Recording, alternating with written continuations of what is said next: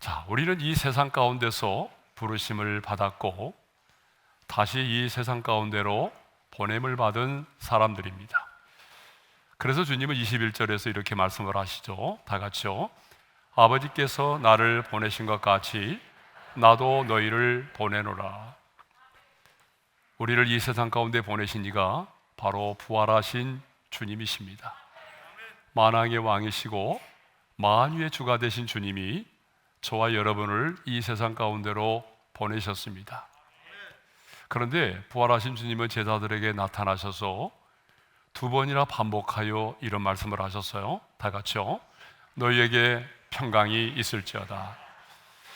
너희에게 평강이 있을지어다라고 하는 말씀을 두 번이나 반복하여 하셨습니다. 이것은 바로 부활하신 주님의 관심이 평강이었음을 알 수가 있어요. 그러면 주님이 우리에게 말씀하신 이 평강은 어떤 평안이었어요? 이 평안은 세상이 줄 수 없는 평안이었습니다. 그러면 왜 주님께서 우리에게 주시는 이 평안이 세상은 죽었다 깨어나도 줄 수 없는 평안인가? 이 평안은 바로 예수 그리스도의 십자가의 죽으심과 그 부활의 열매로 우리 가운데 주어지는 것인데, 보혜사 성령을 통해서 우리에게 주신 것이기 때문에 그렇습니다.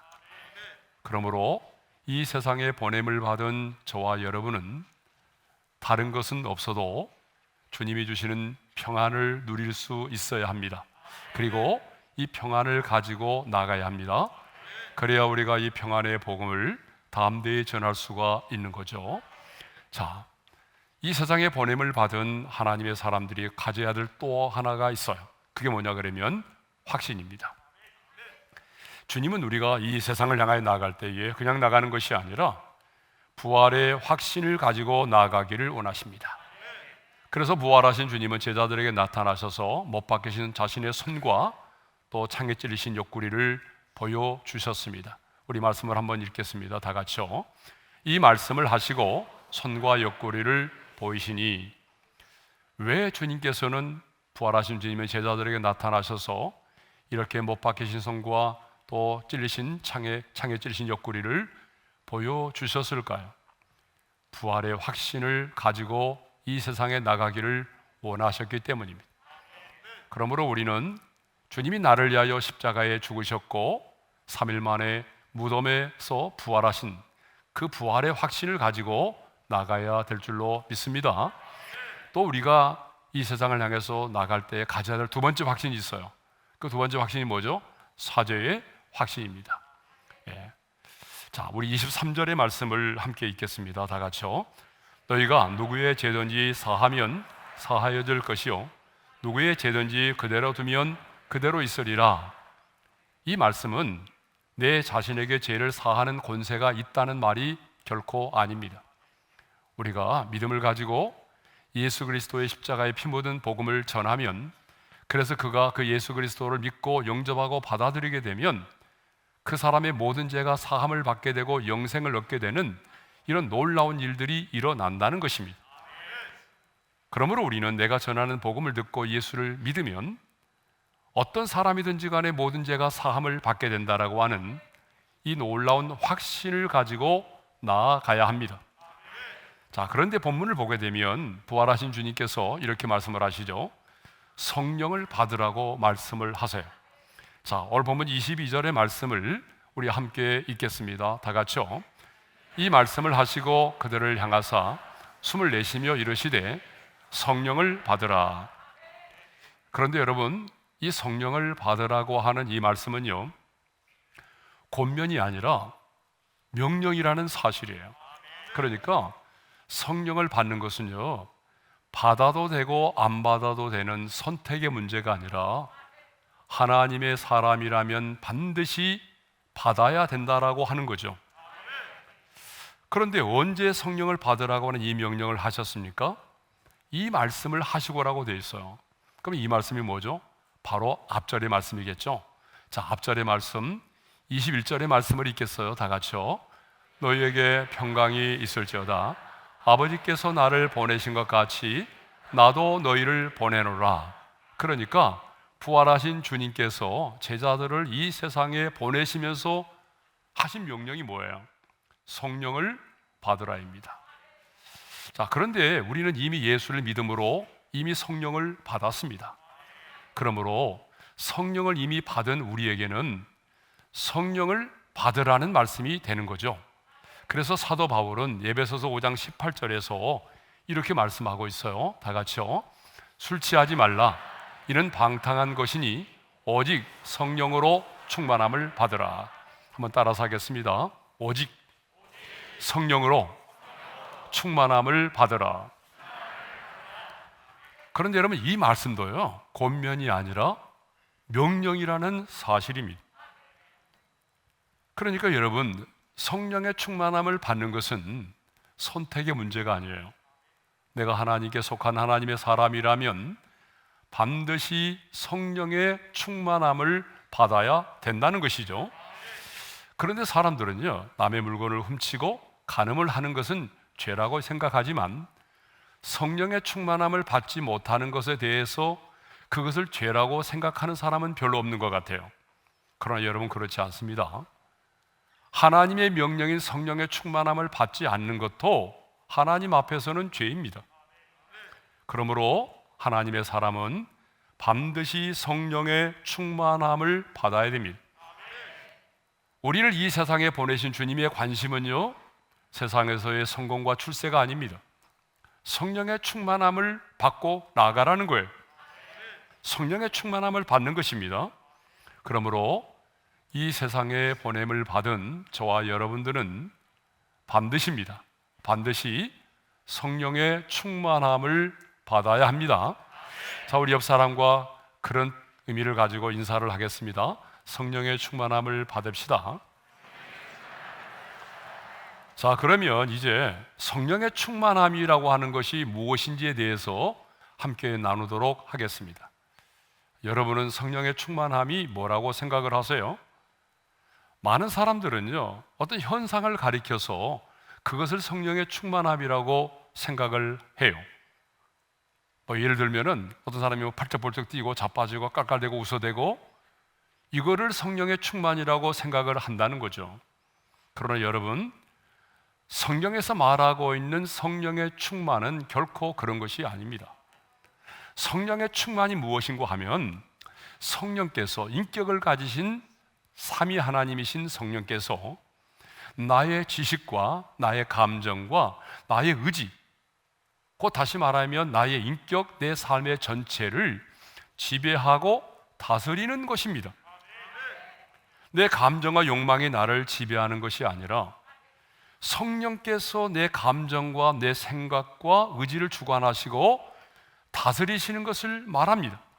그래서 내 힘과 내 능력이 아닌 성령님께서 공급해 주시는 성령님의 그 힘과 그 능력과 그 지혜로 살아가는 것을 우리는 뭐라고 말하냐면 성령의 충만함이라고 말하는 것입니다.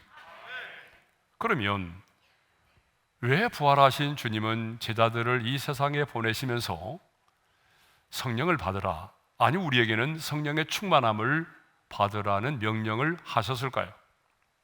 세 가지 이유 때문에 그렇습니다. 그러니까 첫 번째 이유가 뭐냐 그러면, 성령의 충만을 받아야 우리가 처해 있는 상황과 환경을 뛰어넘어서 세상이 줄 수 없는 평안을 누릴 수가 있기 때문에 그렇습니다. 그래서 부활하신 주님은 21절에서 너희에게 평강이 있을지어다 라고 말씀하신 다음에 권이어서 주신 말씀이 뭐예요? 성령을 받으라는 명령을 주셨어요. 그러니까 평강과 성령의 충만함을 받는 것은 아주 연관되어 있다는 거예요. 여러분, 우리가요, 이 세상을 살아가면서 남보다도 좋은 환경 가운데 산다고 해서 세상이 줄 수 없는 평안을 누릴 수 있나요? 여러분이 남보다도 신앙생활을 많이 했다고 해서, 아니면 여러분들이 남보다 더 많은 성경의 지식을 가지고 있다고 해서 세상에 줄 수 없는 평안을 자동적으로 누릴 수 있나요? 아니, 어쩌면 세상에 줄 수 없는 평안이 무엇인지를 지식으로 안다고 해서 내가 그 평안을 누릴 수 있다라고 생각하세요? 그렇지 않습니다. 아무리 신앙생활을 오래 했어도, 남다른 성경의 지식을 가지고 있어도 성령님께서 역사하지 않으면 우리는 세상이 줄 수 없는 평안을 누릴 수가 없는 겁니다. 이론적으로는 알아요. 그러나 아무리 이론적으로 알아도 여러분, 우리가 처해 있는 상황과 환경의 지배를 받게 되면 우리는 그 평안을 누릴 수가 없게 되는 거죠. 그런데 성령께서 역사하시면 내가 어떤 상황 가운데 있을지라도 내가 지금 처해 있는 그 상황과 환경을 뛰어넘어서 내 본래의 느낌과 감정과는 상관없이 성령님 안에서 성령님이 주시는 그 기쁨과 평안을 누릴 수가 있다라고 하는 것입니다. 왜냐하면 성령께서 내 감정과 의지를 주관하시고 나를 다스리시기 때문에 그렇습니다. 성령께서 내 감정과 내 의지를 지배하시기 때문에 내가 처해 있는 그 어려운 상황과 환경을 뛰어넘어서 우리는 세상에 줄 수 없는 평안을 누릴 수가 있기 때문이죠. 자, 대표적으로 사도 바울과 실라를 보십시오. 이 바울과 실라는요, 정말 복음을 전하다가 억울하게 누명을 쓰고 감옥에 갇혔어요. 도둑질하다가 감옥에 갇힌 게 아니에요. 복음을 전했는데 그 귀신 들린 자를 자유케 해줬잖아요. 그렇다면 여러분, 사람들로부터 인정을 받고 박수갈채를 받아야 되는데요, 억울하게 누명을 쓰고 감옥에 갇혔습니다. 너무 많이 맞았고요, 옷도 다 찢어졌어요. 온몸이 피로 물들었어요. 멍들었어요. 그리고 발은 착고에 매여 있었어요. 여러분, 이쯤 되면은 정말 하나님을 원망할 수밖에 없는 상황이잖아요. 여러분 같으면 아마 하나님 원망했을 거예요. 하나님, 내가 뭘 잘못했어요? 아니, 내가 뭘 잘못했길래 이렇게 감옥에 갇혀야 돼요? 내가 무슨 죄를 지었어요? 나는 주님의 말씀에 따라서 복음 전한 것밖에 없어요. 여러분, 얼마든지 하나님을 원망할 수 있는 상황이잖아요. 그런데 바울은요, 그 상황 속에서 하나님을 원망하는 노래를 부르지 않았어요. 불평하지 않았습니다. 도리어 성령의 충만한 가운데 그 상황 속에서 큰 소리로, 간수들이 모두 들을 수 있는 정도의 큰 소리로 하나님을 찬송하고 기도했습니다. 사도행전 16장 25절의 말씀을 읽겠습니다. 다 같이요. 한밤중에 바울과 실라가 기도하고 하나님을 찬송하며 제수들이 듣더라. 자, 여러분, 이것을 보게 되면, 자, 우리 하나님은요, 우리 인생 가운데서 어떤 고난을 면제해 주시는 분이 아니라 고난을 이겨낼 수 있는 힘을 주시고 세상에 줄 수 없는 평안을 누리게 하셔서 이 상황 속에서도 하나님을 찬양하게 하시는 분이라는 사실입니다. 우리 하나님의 일하심이 그렇습니다. 이렇게 성령의 충만함을 받으면 상황을 뛰어넘는 평안을 누리고 우리의 입술에 찬양이 떠나지 않게 되는 삶을 살게 되는 것입니다. 그래서 우리는 성령의 충만함을 받아야 돼요. 자, 왜 우리가 성령의 충만을 받아야 됩니까? 그 두 번째 이유는 바로 부활의 증인된 삶을 살아가기 위해서입니다. 그래서 부활하신 주님은요, 승천하기 직전에 두 가지 약속을 주셨거든요. 그 첫 번째 약속이 뭐냐 그러면 예루살렘을 떠나지 말고 약속하신 것을 기다리라고 하는 거예요. 자, 누가복음 24장 49절의 말씀을 읽겠습니다. 다 같이요. 볼지어다 내가 내 아버지께서 약속하신 것을 너희에게 보내리니 너희는 이로부터 능력으로 입혀질 때까지 이 성에 머물라. 자, 이로부터 능력으로 입혀질 때까지 이 성 예루살렘을 떠나지 말고 기다리라고 하는 거죠. 사도행전 1장 4절에도 이런 말씀이 나옵니다. 다 같이요. 예루살렘을 떠나지 말고 내게서 들은 바 아버지께서 약속하신 것을 기다리라. 여기도 약속하신 것을 기다리라고 말해요. 그 약속하신 게 뭐죠? 바로 성령을 말하죠. 이게 첫 번째 약속입니다. 두 번째 약속이 뭐냐 그러면, 그래서 마침내 성령의 충만함을 받고 성령의 권능을 받게 되면 머물러 있지 말고 나가 부활의 증인이 되라는 거예요. 그게 바로 사도행전 1장 8절의 말씀이잖아요. 우리 함께 읽겠습니다. 다 같이요. 오직 성령이 너희에게 임하시면 너희가 권능을 받고 예루살렘과 온 유대와 사마리아와 땅끝까지 이르러 내 증인이 되리라. 여러분, 이것을 보게 되면 약속의 말씀대로 성령의 충만함을 받게 되면, 권능을 받게 되면 어떻게 하라고요? 머물러 있지 말고 이제는 나아가라는 거잖아요. 그렇습니다. 여러분, 우리는요 나가는 것이 먼저가 아니라 뭐가 먼저죠? 성령의 충만함을 받는 게 먼저입니다. 나가는 게 먼저가 아니에요. 성령의 충만함을 받고 그리고 온 유대와 예루살렘과 땅끝까지 이르러 내 증인이 되라는 거예요. 그러니까 여러분, 나가는 게 먼저가 아니라 성령의 충만함을 받는 게 먼저라는 거예요. 정말 이 말씀대로 초대교회 120명의 성도들은요 약속의 말씀을 붙들고 마가의 다락방에 모여서 마음을 같이하여 기도했어요. 그리고 그 약속의 말씀대로 마침내 성령님께서 임하셨어요. 성령의 불이 임했습니다. 성령의 권능을 힘입었습니다. 그날 성령의 충만함을 받은 베드로가 복음을 전했잖아요. 그런데 베드로가 그 설교를 했는데 그날의 베드로의 설교를 듣고 여러분, 예수를 믿고 자신의 죄를 회개하고 세례를 받은 사람이 무려 3,000명이나 되었다라고 말하고 있어요. 여러분 한번 생각해 보세요. 성령께서 역사하지 않았다고 한다면 어떻게 이렇게 많은 사람들이 자신의 죄를 회개하고 세례를 받고 예수를 믿었겠어요? 3,000명이나 되는 사람들이 성령께서 역사하셨기 때문에 이런 일이 가능한 것입니다.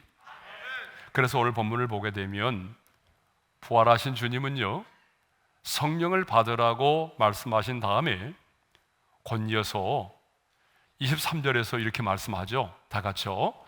너희가 누구의 죄든지 사하면 사하여질 것이요 누구의 죄든지 그대로 두면 그대로 있으리라.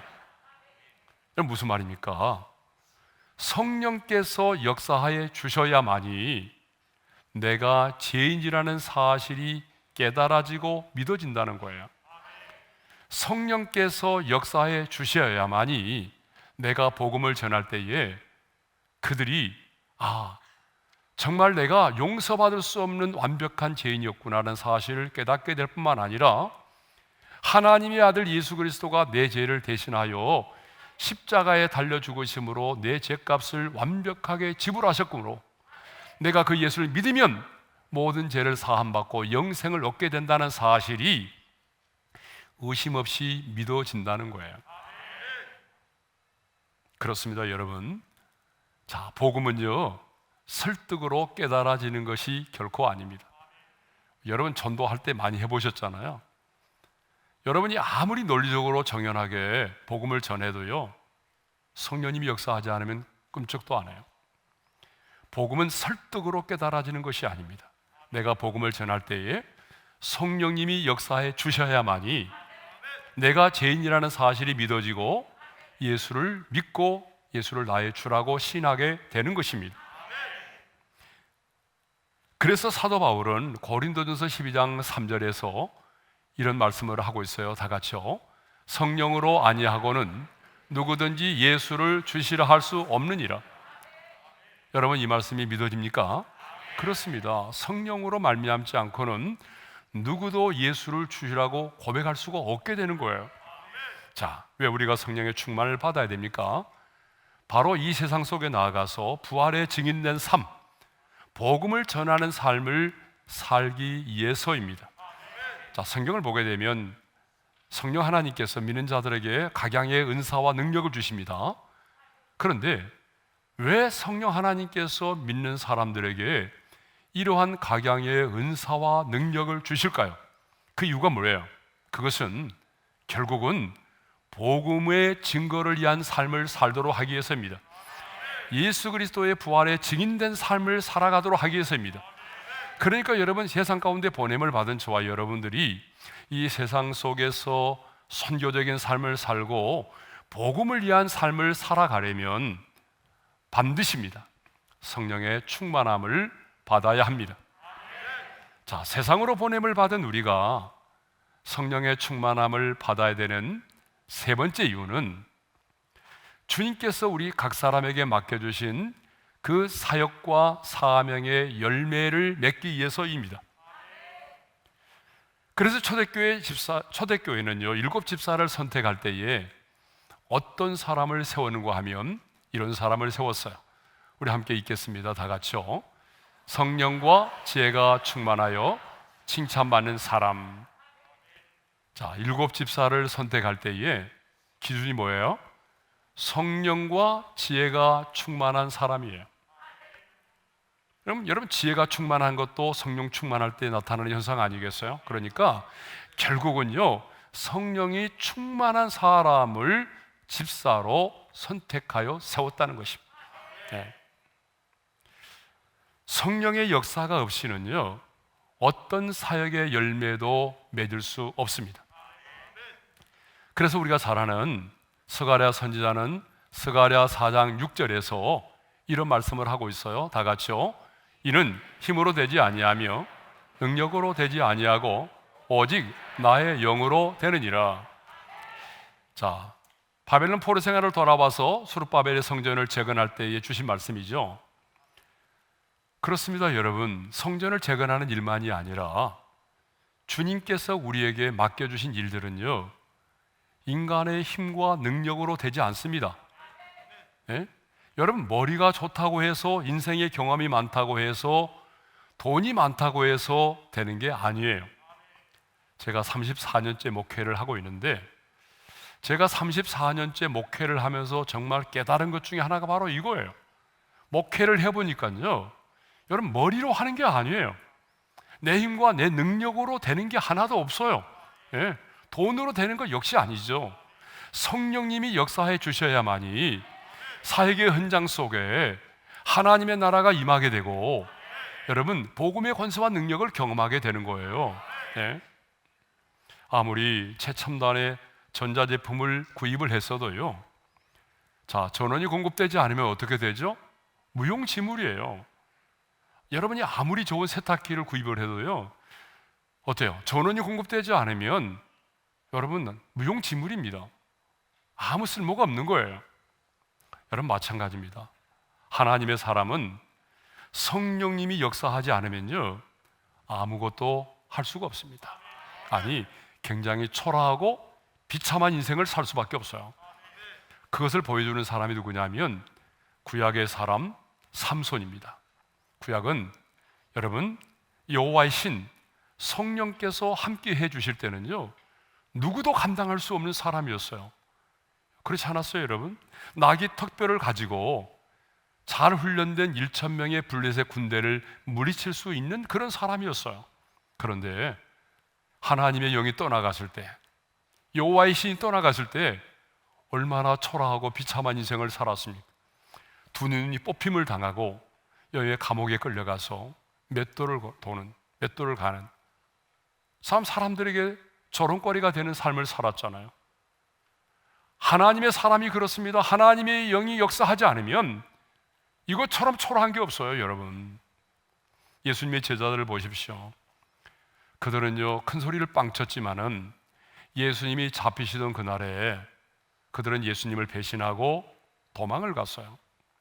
그리고 유대인들이 자신들을 잡아 죽이려고 하기 때문에 무서워서 문을 꼭꼭 걸어 잠그고 숨어 지내고 있었어요. 또 놀라운 사실은 부활의 주님을 만났음에도 불구하고 그들은 자신들의 사명을 감당하기보다는 사명을 버리고 갈릴리 바닷가로 고기를 잡으러 갔단 말입니다. 그러나 다시 오순절에 성령의 충만을 받고 난 다음에는요, 아니, 사람이 이렇게 변화될 수 있나? 어쩌면 사람이 이렇게 변화될 수 있지? 라고 말할 만큼 변화됐어요. 그들은요, 누구도 두려워하지 않았어요. 자기들을 잡아 죽이려고 하는 사람들 앞에서도 담대하게 예수 그리스도의 부활을 증언했습니다. 오히려 예수의 이름 때문에 능욕받는 것을 합당하게 여기면서 기뻐했다라고 성경은 기록하고 있어요. 사도행전 5장 41절입니다. 다 같이요. 사도들은 그 이름을 위하여 능욕받는 일에 합당한 자로 여기심을 기뻐하면서 공의 앞을 떠나니라. 여기서 능욕을 받는다라고 하는 말이 무슨 의미냐 그러면요, 모욕하다, 창피를 주다 그런 말이거든요. 그러니까 그들은 복음을 전하는 현장 속에서 참 무수히 많은 사람들로부터 모욕을 당하고 창피를 당했지만 예수님의 이름 때문에 창피를 당하고 모욕을 받는 것을 합당하게 생각하면서 기쁨으로 여겼다는 거예요. 그들은 죽음도 두려워하지 않았어요. 그들이 성령의 충만을 받고 난 이후에 예수님의 제자들은요, 결코 두려워 떠는 자들이 아니라 자신의 생명까지라도 주를 위해 바칠 수 있는 그러한 담대한 하나님의 사람들이 되었던 것이죠. 자, 인터넷에 보니까 어떤 목사님이 올린 글이 하나 있어서 소개하겠습니다. 어떤 목사님이 지금은 소천하신 온누리교회 하용조 목사님에게 자녀를 위하여 어떤 기도를 드리십니까? 라고 물었다고 합니다. 그랬더니 고인 되신 하용조 목사님께서 이렇게 말씀하셨다고 해요. 저는 자녀를 위해서 기도할 때 오직 한 가지만을 위해서 기도합니다. 저희 아이들이 오직 성령으로 충만함을 받기 위해서 기도합니다 라고 했다는 거예요. 자, 여러분 자녀를 위해서 기도 많이 하시죠? 그러면 여러분들은 자식을 위해서 기도할 때에 주로 어떤 기도를 많이 하시죠? 가장 먼저 하는 기도가 뭐예요? 안 봐도 비디오예요. 머리가 될지언정 꼬리가 되지 않게 해주시고, 성경에 있는 축복된 말씀을 다 가지고 와서 우리가 자녀들을 축복하며 기도하죠. 그 말이 잘못됐다는 게 아니에요. 그런데 정말 중요한 것은 우리의 자녀들도 성령의 충만함을 받아야 됩니다. 저는 어제 뉴스를 보고 깜짝 놀랐어요. 왜냐 그러면 이 서울에 있잖아요. 서울에 있는 우리 청년들 가운데 은둔형 외톨이, 그러니까 방에 들어가서 나오지 않고 홀로 지내는 청년들의 숫자가 무려 13만 명이라는 거예요. 서울에 있는 숫자만, 전국에 있는 숫자를 계산해 보면 한 60만 명 된다는 거예요. 저는 너무 충격을 받았어요. 여러분, 가장 혈기가 왕성한 때이잖아요. 그 청년들이 비전이 없고 사명도 없고 직장의 문을 두드려도 열리지 않으니까 이제는 방콕하는 거예요. 방에 콕 박혀서 나오질 않는 거예요. 예? 어떤 사람들은 1년이 지나도 한 번도 밖으로 나온 적이 없대요. 심지어 어떤 사람들은요 10년이 지났음에도 불구하고 자신의 방에서 나온 적이 없대요. 여러분, 얼마나 안타까운 얘기입니까? 그들이 다 좋은 대학도 나왔잖아요. 그들이 자녀들이 좋은 대학 들어갈 때 여러분 얼마나 기뻐했을까요, 부모가? 근데 여러분, 우리 자녀들도 성령의 충만함을 받아야 됩니다. 여러분, 성령의 충만함이 뭐예요? 펄쩍펄쩍 뛰는 게 아니라고 그랬잖아요. 성령께서 그 감정과 그 생각과 의지를 지배하고 다스리는 거예요. 여러분, 성령께서 그들의 생각과 감정과 의지를 지배하고 다스린다면 그들이 방콕하겠습니까, 여러분? 예? 사명을 따라 살아갈 것입니다. 복음의 빚진 자로 살아갈 것입니다. 그러니까 여러분, 우리의 자녀들을 위해서 정말 기도해야 될 게 뭐예요? 주님, 우리의 자녀들에게도 성령의 충만함을 허락하여 주옵소서. 그러니까 하용조 목사님의 신앙의 결론은 언제나 성령의 충만이었습니다. 여러분, 우리의 신앙생활의 결론도 뭐예요? 성령의 충만함이 되어야 된다는 거죠. 왜 주님께서 제자들을 파송하시면서 성령을 받으라고 명령하셨습니까? 왜 주님께서 오늘 저와 여러분들을 이 세상에 보내시면서 성령의 충만함을 받으라고 명령하십니까? 세 가지 이유 때문에 그랬어요. 그것은 세상에 줄 수 없는 평안을 누리도록 하기 위해서입니다. 그리고 누구를 만나든지 간에 두려움이 없이 담대하게 부활의 증인된 삶을 살고 복음을 전해서 복음의 권세와 능력을 경험하기 위해서입니다. 주님께서 우리 각 사람에게 맡겨주신 그 사역의 열매를 맺도록 하기 위해서 주님은 오늘 우리에게 성령의 충만함을 받으라고 명령하시는 것입니다. 자, 그런데 부활하신 예수님은요, 그냥 성령을 받으라 이렇게 말씀하지 않으시고 제자들을 향하사 숨을 내쉬면서 성령을 받으라고 그렇게 명령을 하십니다. 자, 창세기 2장 7절에도 보게 되면 이런 말씀이 있잖아요. 우리 한번 읽어보겠습니다. 여호와 하나님이 땅의 흙으로 사람을 지으시고 생기를 그 코에 불어넣으시니 사람이 생명이 되니라. 하나님께서 첫사람 아담을 지으실 때에 흙으로 빚으시고 그 코에 생기를 불어넣으심으로 생명이 되었다라고 말하죠. 그런데 부활하신 예수님도 지금 동일하게 제자들을 향하여 숨을 내쉬면서 성령을 받으라고 그렇게 말씀을 하셨습니다. 여러분, 시간이 없기 때문에 언어적인 의미를 다 설명하지 않지만 언어적 의미로 보게 되면 여기서 나오는 숨과 성령은 동일한 것입니다. 그러면 왜 예수님은 제자들에게 그냥 성령을 받으라고 말씀하지 않으시고 숨을 내쉬면서 성령을 받으라고 말씀하셨을까요?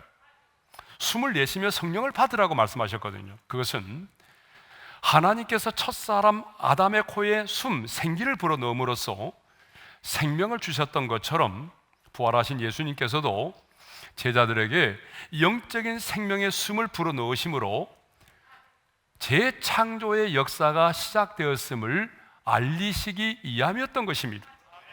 무슨 말입니까? 성령은 곧 생명을 살리는 영입니다. 그러니까 숨은 곧 생명이죠. 그러므로 여러분, 우리 인간도 숨을 쉬지 않으면 산소가 공급되지 못하여 죽게 되는 거죠. 아무리 건강한 사람도 숨을 쉬지 못하면 죽는 겁니다. 우리 안에 숨이 없으면 죽는 거예요. 마찬가지로 그래서 사도 바울은요, 로마서 8장 9절에서 이렇게 말하고 있어요. 다 같이요.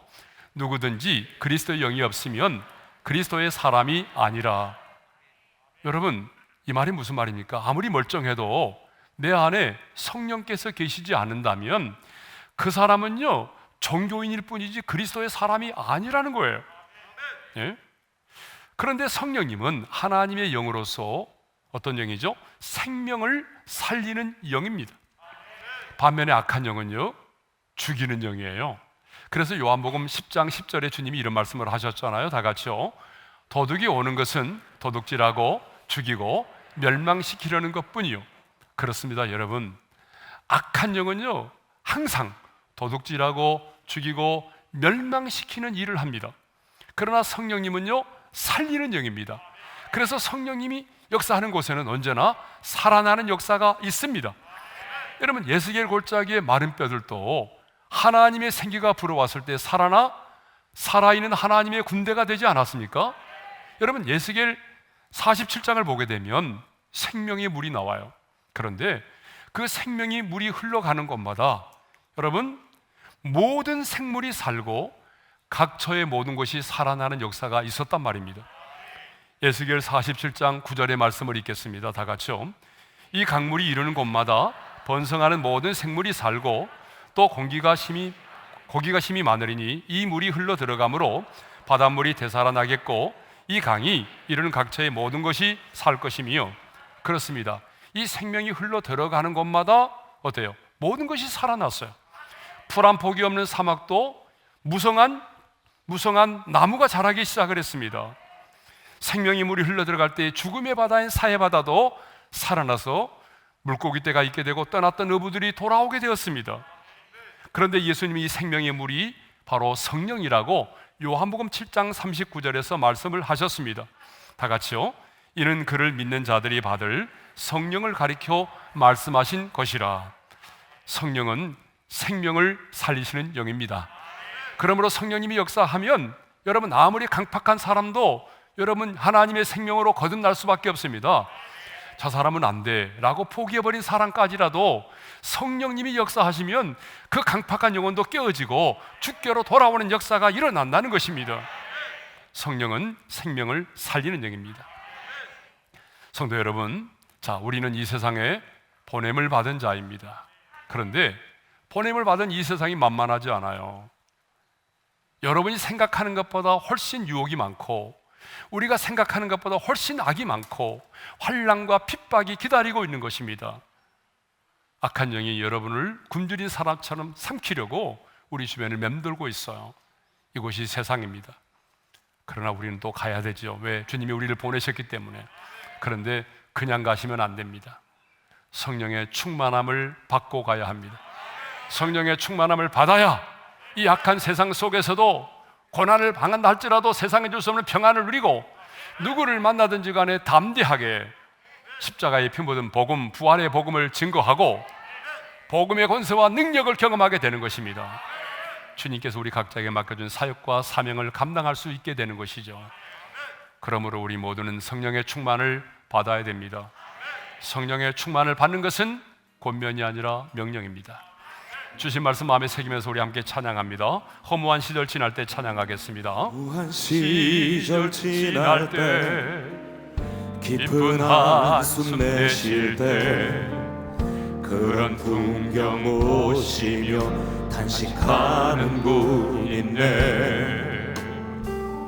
고와 같이 너희를 버려두지 않으리 내가 너희와 영원히 함께하리라.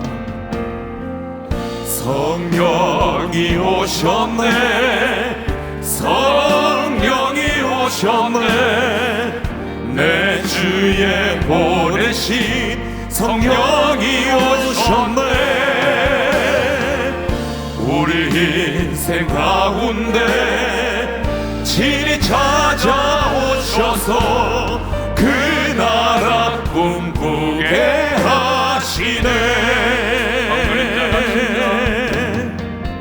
억눌린 자가 진자 자유함이 없는 자 피난처가 되시는 성령님 계시네 주의 영이 계신 곳에 참 자유가 있다네 진리의 영이신 성령이 오셨네 우리 손을 들고 찬양할까요? 성령이 오셨네 성령이 오셨네 성령이 오셨네 내 주에 보내신 성령이 오셨네 우리 인생 가운데 친히 찾아오셔서 그 나라 꿈꾸게 하시네 성령이 오셨네 성령이 오셨네 내 주에 보내신 성령이 오셨네 우리 인생 가운데 친히 찾아오셔서 그 나라 꿈꾸게 하시네 주신 말씀 마음에 새기며 기도하겠습니다. 성도 여러분, 주님은 우리를 이 세상에 보내시면서 성령의 충만함을 받으라고 말씀하십니다. 왜냐하면 이 세상이 우리가 생각하는 것보다 악하고 환난과 핍박이 있고 사탄의 공격이 있고 우리 안에 여러분이 생각하는 것보다 더 큰, 더 강력한 재성이 우리 안에 있기 때문입니다. 그러므로 우리는 성령의 충만을 받아야 됩니다. 성령의 충만을 받아야 어떤 상황 속에서도 여러분 세상에 줄 수 없는 평안을 누릴 수가 있습니다. 성령의 충만을 받아야 누구를 만나든지 간에 담대하게 십자가의 피 묻은 복음과 부활의 복음을 전할 수 있습니다. 성령의 충만을 받아야 복음의 권세와 능력을 경험하고 하나님이 맡겨준 사역을 감당할 수 있습니다. 하나님 성령의 충만함으로 성령의 충만함을 내게 허락해 주시고 내 자녀들에게도 성령의 충만함을 허락하여 주옵소서. 우리 다 같이 주여 한번 크게 외치고 부르짖어 기도하겠습니다. 주여 할렐루야. 우리 아버지 하나님, 이제 우리가 이 세상에 보냄을 받았습니다. 보냄을 받은 우리들 하나님의 영으로 충만케 되기를 원합니다. 성령님 내 감정과 내 생각과 내 의지를 지배하고 다스려 주십시오. 성령의 충만함을 받기를 원합니다. 그래서 하나님, 내가 어떤 상황 가운데 있을지라도 내가 처해는 상황과 환경을 뛰어넘어서 세상에 줄 수 없는 평안을 누리게 도와주십시오. 하나님, 성령의 충만함을 받아서 누구를 만나든지 간에 두려워하지 않게 도와주시고 담대하게 십자가에 피 묻은 복음과 사망의 권세를 이기시고 부활하신 부활의 증인으로서의 복음을 전하게 도와주시고, 내가 그 부활의 증인으로서 복음을 전할 때에 성령님이 강력하게 역사해 주셔서 그 사역의 현장 속에서 복음의 권세와 능력을 경험하게 도와주십시오. 뿐만 아니라 하나님, 정말 내 자녀들에게도 성령의 충만함을 허락해 주셔서 우리의 자녀들이 자신의 타락한 그 욕망과 감정의 지배를 받지 않도록 도와주시고 당당하게 하나님의 사람으로 살아갈 수 있도록 도와주시고, 성령의 충만함을 받아서 우리의 사역 속에 주님이 원하시는 아름다운 열매를 맺게 하시고 하나님을 영화롭게 하는 하나님의 사람들이 되게 하여 주옵소서. 이제는 우리 주 예수 그리스도의 은혜와 하나님 아버지의 영원한 그 사랑하심과 성령님의 감동, 감화교통 인도하심이 성령의 충만을 받고 이 세상에 나아가 세상에 줄 수 없는 평안을 누리고 복음의 권세와 능력을 경험하고 맡겨진 사역을 충성스럽게 감당하여 하나님께 영광을 돌리기를 소망하는 모든 성도들 위해 이제로부터 영원토록 함께 하시기를 축원하옵나이다. 아멘.